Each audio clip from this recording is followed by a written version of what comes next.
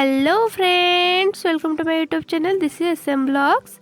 आज मु 5 मिनिट तैयारी गोटे ब्रेकफास्ट रेसिपी बनैबी।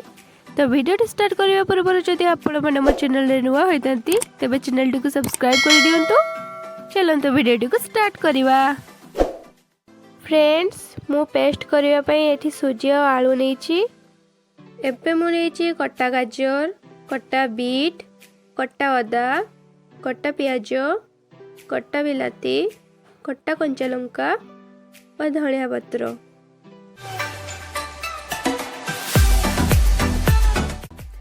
एबे मु ऐड करिबी अल्प कट्टा जीरा, अल्प लूण, हाफ चमच खाइबा सोडा। एबे सब परिवा को एथिरे पकेई देबी।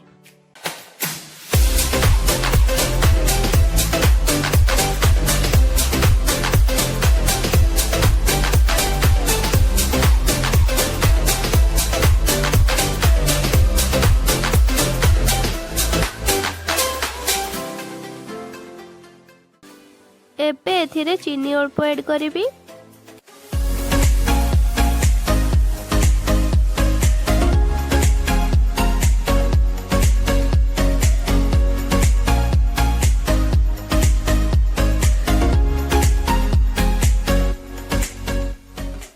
फ्रेंड्स, एबे हमर रेडी ही गला 5 मिनिट तैयारी गोटे ब्रेकफास्ट रेसिपी। आपण माने मध्य ये रेसिपी को निहाती थरे ट्राई करिवे। जदि आपण मानक वीडियोटी भल लगी थाए गोटे लाइक करदेवे। पुणी थरे देखा नेक्स्ट वीडियो को। जय जगन्नाथ।